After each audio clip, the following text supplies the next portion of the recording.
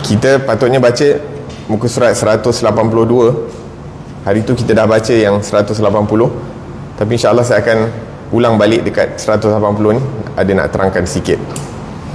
Telah berkata Al-Imam Abdullah bin Alawi bin Muhammad Al-Haddad di dalam kitabnya Petunjuk Tarikat ke Jalan Akhirat, muka surat 180, perbahagian sabar. Sabar itu ada 4 bahagiannya. Pertama, bersabar dalam menghadapi ketaatan, dan ini akan terhasil secara batin dengan adanya ikhlas serta dan hadir hati padanya.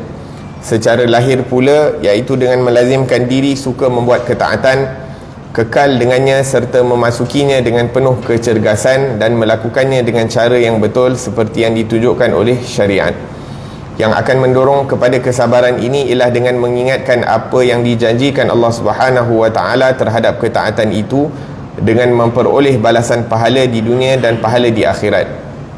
Siapa yang melazimkan diri bersabar menurut cara begini, dia akan sampai ke maqam taqarrub, iaitu pendekatan diri kepada Allah Subhanahu wa taala, dan ketika itu dia akan merasakan segala ketaatan yang dibuat itu dalam serba kemanisan dan kelazatan serta kemesraan yang tidak dapat disifatkannya lagi. Bagi orang yang sudah mencapai tingkat yang semacam ini, hendaklah dia tiada bertenang dan apapun tanpa mengingati Allah Subhanahu wa taala. Alhamdulillah, wassalatu wassalamu ala sayyidina Rasulillah wa ala alihi wa ashabihi wa man walah, amma ba'd. Al-Imam Abdullah bin Ali Al-Haddad menyebutkan pembahagian sabar. Yang pertama, sabar dalam melakukan ketaatan. Dan sabar dalam melakukan ketaatan ni, kata Imam Haddad, terbahagi kepada 2. Sabar melakukan ketaatan dengan hati, sabar melakukan ketaatan dengan tubuh badan. Dengan hati, melatih diri kita ni untuk bersifat ikhlas dan hadir hati bersama Allah Subhanahu wa taala dan khusyuk sewaktu melakukan ibadah. Hati kita kadang lalai, tak ingat Allah, tapi nak paksa dia supaya dia hadir hati bersama Allah, perlukan kesabaran. Perlu dididik hati ni, dan nak didik hati ni tak mudah, jadi perlukan kesabaran. Jadi yang pertama, Imam Haddad kata sabar dalam ketaatan daripada segi hati, iaitu cuba hadirkan Allah dalam ibadah kita. Yang kedua, cuba ikhlas. Sebab kebiasaannya hati ni, nafsu ni malas nak buat ibadat. Jadi bila dia nak buat ibadat, bila orang ada dia buat, bila orang tak ada dia tak buat. Bila orang ada, jadi dia akan cuba solat dengan lebih khusyuk, lebih sempurna. Bila orang tak ada, ala kulli hal, dia semayang ikut suka hati dia. Tapi bila orang ada, orang yang dihormati ada, dan mula dia cuba. Kadang-kadang orang ada, dia semayang sunat. Orang tak ada, khalas, tak apalah, nanti malam balik rumah baru solat. Tapi balik rumah lupa, tak buat. Wahakala, la ilaha illallah. Jadi nak ada ikhlas dan nak hadirkan hati bersama Allah Subhanahu wa taala di dalam setiap ibadah, perlukan kesabaran. Maksudnya sabar untuk nak didik nafsu kita ni, sabar sampailah dia terdidik. Macam tu juga nak didik anak kita, ahli keluarga kita dan sebagainya, perlu kesabaran. Begitu juga nak melakukan ketaatan ni perlu sabar dengan hati, iaitu dengan mendidik hati itu dengan sifat ikhlas dan hadir hati bersamanya sewaktu melakukannya. Dengan cara lahir pula, dengan melazimkan diri suka membuat ketaatan, iaitu istiqamah dalam melakukan ketaatan, kekal dengannya serta memasukinya dengan penuh kecergasan dan melakukan dengan cara yang betul seperti yang ditunjukkan oleh syariat. Maksudnya nak melakukan ketaatan ni, satu, kena buat dengan cara yang ditunjukkan oleh Rasulullah sallallahu alaihi wasallam. Jadi nak tahu macam mana Rasulullah buat, kena belajar ilmu lah. Pun nak belajar ilmu perlukan kesabaran, kena hadir kelas dan sebagainya. Tak mudah nak istiqamah, nak hadir kelas. Yang mana dapat istiqamah, masya-Allah, satu nikmat yang besar daripada Allah Subhanahu wa taala, kerana Allah yang berikan kita taufik dan kekuatan untuk hadir kelas. Kadang-kadang kita ada masa, kadang-kadang kita tak penat pun tapi malas. Kadang-kadang kita malas, kadang-kadang kita penat, tapi tiba-tiba dapat hadir. Taufik daripada Allah Subhanahu wa taala. Jadi nak amal dengan cara yang betul pun perlukan kesabaran, seperti mana yang ditunjukkan oleh Rasulullah sallallahu alaihi wasallam. Dan istiqamah bukan satu perkara yang mudah. Kadang-kadang kita rajin, kadang-kadang kita bersemangat, kadang-kadang kita malas. Tapi bila malas tu, kita paksa diri kita untuk nak buat sebab nakkan istiqamah, time tu pahala lagi tinggi. Kadang-kadang bila kita tengah semangat, kadang kita buat senang je. Kadang kita boleh buat 10 rakaat, 20 rakaat tarawih waktu kita tengah bersemangat, waktu mungkin kita buka puasa tu tak makan banyak sangat, mudah nak sembahyang 20 rakaat. Tapi bila time kita buka puasa, kena mandi, kena apa-apalah makanan yang best-best kan, lepas tu nak solat tarawih dah Allahu Akbar, imam baca qul huwallah pun rasa macam dia baca surah Baqarah.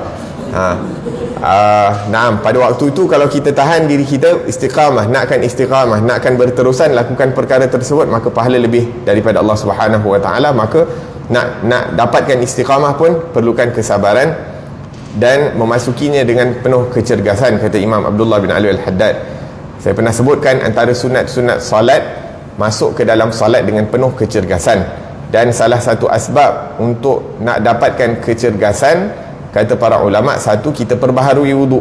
Walaupun kadang-kadang kita ada wuduk, kita perbaharui wuduk sebab nakkan kecergasan.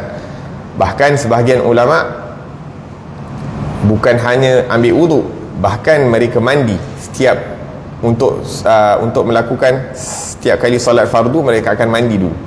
Supaya apa? Supaya cergas. Kadang-kadang kita penat, kadang mengantuk, kadang badan rasa tak selesa dan sebagainya. Jadi nak rasakan segar dan cergas waktu masuk dalam solat, mereka mandi setiap kali sebelum solat.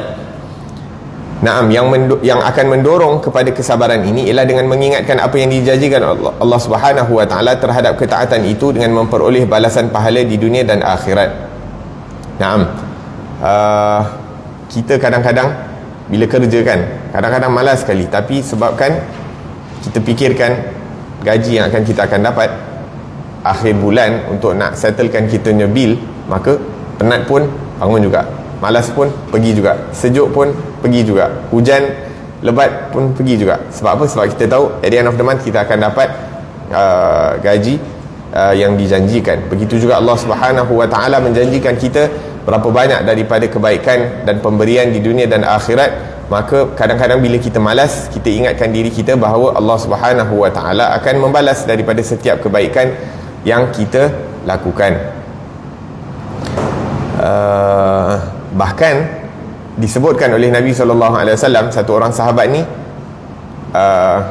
dia bangun malam, lepas tu dia berhenti daripada bangun malam. Maka Nabi SAW mengatakan, alangkah baiknya si fulan itu kalau dia bersabar dalam bangun malam. Maksudnya sebab dia tak sabar, dia bangun sekejap, lepas tu dia tinggalkan, dia tak istiqamah dalam melakukan. Tapi Nabi bila tegur, Nabi sebutkan, Nabi tak sebut nama. Nabi tak sebut nama. Itu sifat Nabi SAW, tak pernah sebut nama, ataupun ajarkan kita agar supaya kita tak sebut nama orang bila kita nak sebut tentang satu sifat, satu perkara, tapi kita tak perlu sebut nama. La ilaha illallah. Dalam Al-Quran Allah Subhanahu Wa Taala menyebutkan wa dhannuni idh dhahaba mughadiban. Allah ceritakan tentang Nabi Yunus alaihi salam. Nabi Yunus alaihi salam bila dia marah tinggalkan kaum dia, dia pun pergi ke laut sehingga dia kena makan dengan ikan. Lepas tu menjadi asbab dia diselamatkan oleh Allah Subhanahu Wa Taala daripada perut ikan apa? Banyaknya dia berzikir dan berdoa kepada Allah Subhanahu Wa Taala. La ilaha illa anta subhanaka inni kuntu minadh dhalimin. Maka kita yakin dengan kita banyak berzikir, banyak berdoa, insya-Allah pertolongan daripada Allah Subhanahu Wa Taala akan datang. Pun perlu sabar, tapi kita yakin dengan janjinya Allah Subhanahu Wa Taala, maka kita istiqamah melakukan doa, melakukan ketaatan, berzikir dan sebagainya, sehingga kita akan mendapat apa yang dijanjikan oleh Allah Subhanahu Wa Taala. Kemudian Imam Haddad mengatakan, siapa yang melazimkan diri bersabar menurut cara begini, maksudnya mula-mula kita nak train diri kita ni nak melakukan ketaatan, kita ingatkan janji-janji Allah Subhanahu Wa Taala, apa yang akan seseorang itu dapat bila lakukan ketaatan di dunia dan akhirat.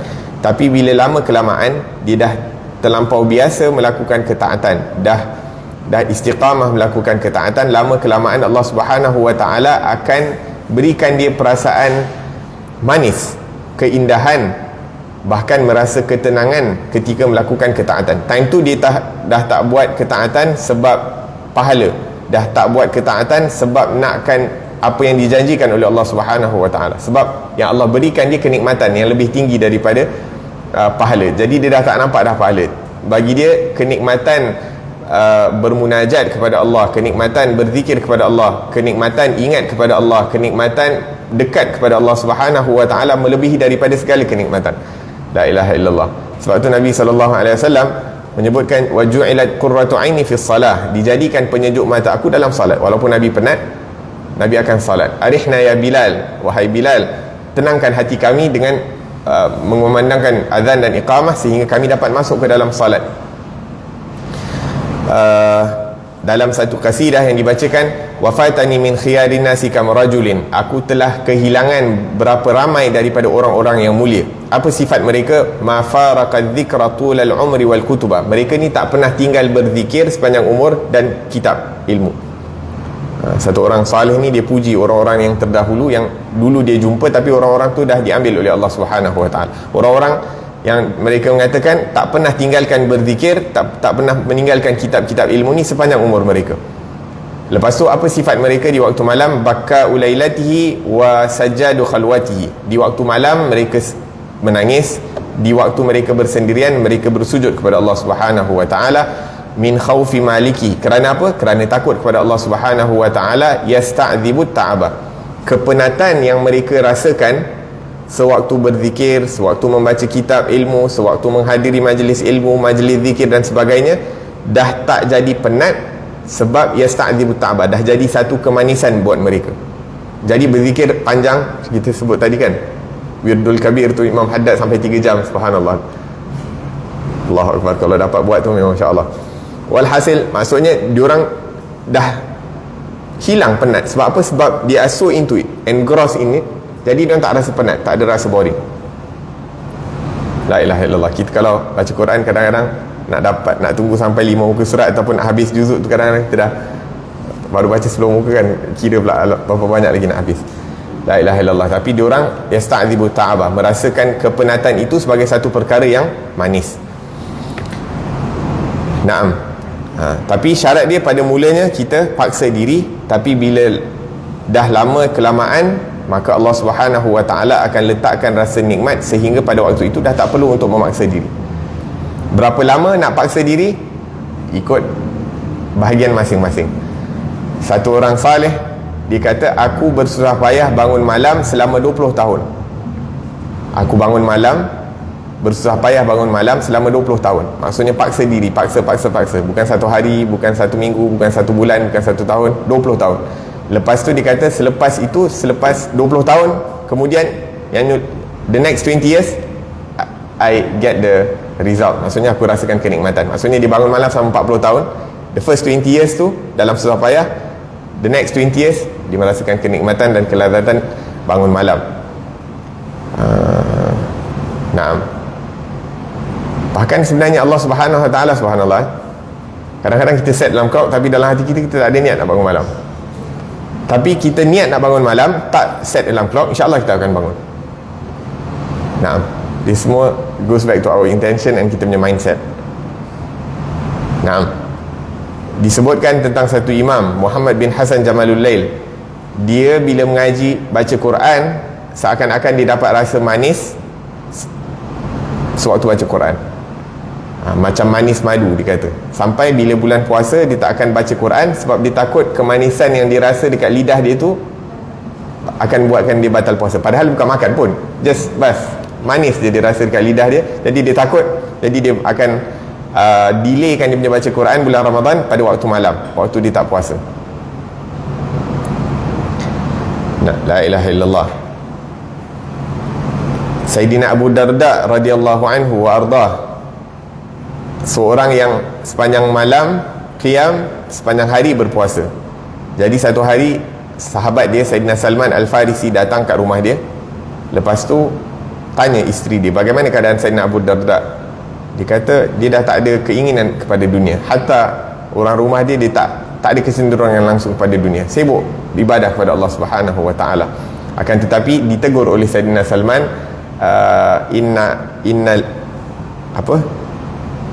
setiap perkara tu ada hak. Untuk tubuh badan kamu ada hak, untuk isteri kamu ada hak, untuk anak kamu ada hak. Sampai dipaksa Sayyidina Salman Farisi oleh Sayyidina Salman Al-Farisi, disuruh Abu Darda tidur dulu sebahagian malam, lepas tu baru bangun. Esoknya ditahan, tak bagi puasa, supaya apa? Supaya untuk berikan hak kepada setiap perkara. La ilaha illallah. Tapi maksudnya apa? Seakan-akan dah diletakkan kemanisan beribadah kepada Allah Subhanahu wa taala sampai hilang, dah tak ada keinginan langsung kepada dunia. La syai'. La ilaha illallah. La ilaha illallah. Naam, disebutkan dalam satu riwayat, riwayat ni Israiliyat ni maksudnya riwayat-riwayat daripada kitab-kitab zaman dulu, tapi boleh kita nak jadikan cerita selagi mana ia kita tak gunakan dia sebagai dalil untuk hukum hakam lah. Maksudnya sebagai cerita, boleh. Dikatakan bahawa Sayyidatina Zulaikha, kan kita baca kisah Nabi Yusuf AS, disebabkan keindahan wajah Nabi Yusuf AS, Zulaikha yang merupakan pada waktu itu isteri kepada menteri yang menjaga kepada Nabi Yusuf, ataupun pembesar yang menjaga kepada Nabi Yusuf tu, tertarik dengan keindahan Nabi Yusuf sampai dia kejar Nabi Yusuf. Dalam riwayat itu mengatakan bahawa selepas beberapa lama Zulaikha kahwin dengan Nabi Yusuf AS. Maksudnya dah mungkin the king pass away ataupun ditinggalkan oleh raja tu, kemudian Zulaikha berkahwin dengan Nabi Yusuf AS. Jadi sebelum nak kahwin beriman dengan Allah dulu, lepas tu baru kahwin. Jadi bila lepas kahwin, Sayyidatina Zulaikha ni punya engross dalam ibadah sampai dia pun dah tak layan Nabi Yusuf AS. La ilaha illallah. Sampai Nabi Yusuf kata, dulu kau kejar aku, sekarang ni kau pandang pun tak. Dia kata, dulu aku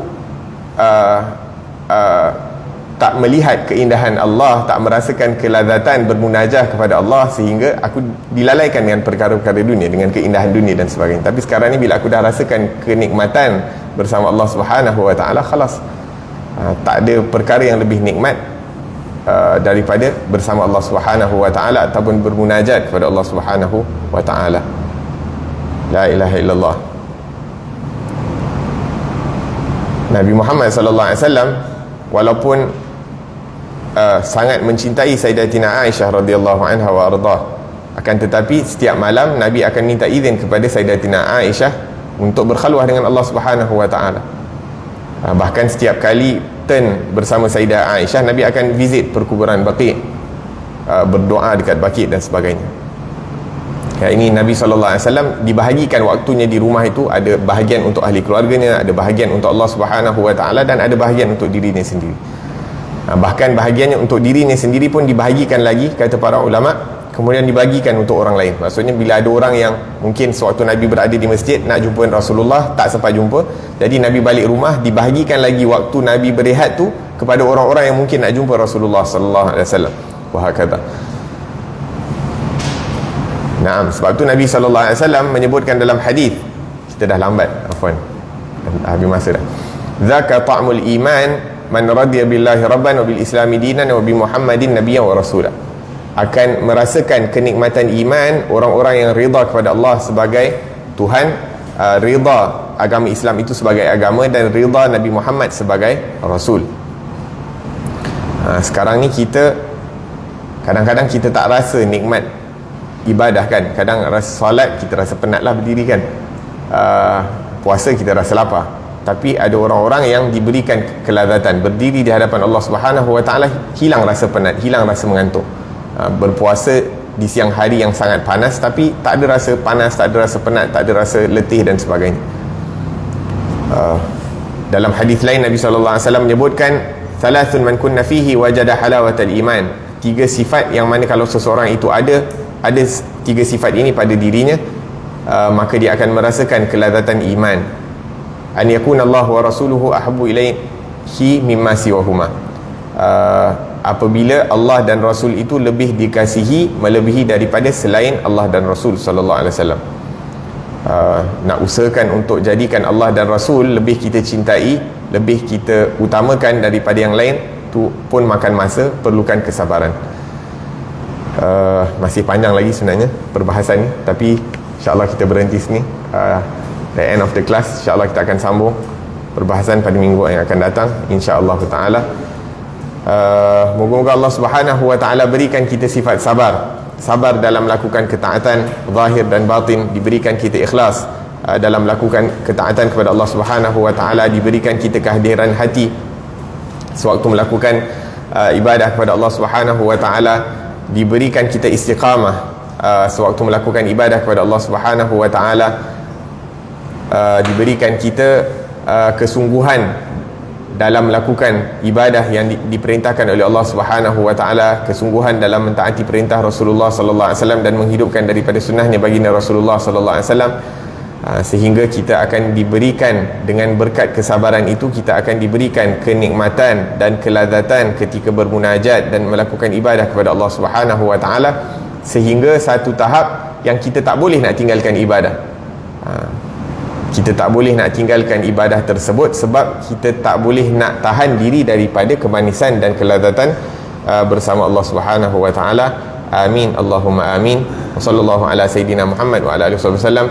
Walhamdulillahirabbil alamin. Rabbana anfa'na bima 'allamtana, rabbi 'allimna alladhi yanfa'una, rabbi faqihna wa faqih ahlana wa qarabati lana fi dinina ma ahli al-qutri untha wa dhakar. ربي وفقنا وفقهم لما ترتضي قولا وفعلا كرما، وارزق الكل حلالا دائما، وأخل أتقياء علما، نحظى بالخير ونكفى كل شر. ربنا واصلح لنا كل شؤون، وأقر بالرضا منك العيون، واقض عنا ربنا كل الديون قبل أن تأتينا رسل المنون، واغفر واستر أنت أكرم من ستر، وصلاة الله تغشى المصطفى من إلى الحق دعانا، والوفى بكتاب فيه للناس الشفاء، وعلى الآل الكرام الشرفاء، وعلى الصحب المصابيح الغرار. اللهم اهدنا بهداك واجعلنا ممن يسارع في رضاك، ولا تولنا وليا سوى، ولا تجعلنا ممن خالف أمرك وعصاك. وحسبنا الله ونعم الوكيل، ولا حول ولا قوة إلا بالله العلي العظيم. وصلى الله على سيدنا محمد وعلى آله وصحبه وسلم. الحمد لله رب العالمين، والعفو منكم، والسلام عليكم ورحمة الله وبركاته.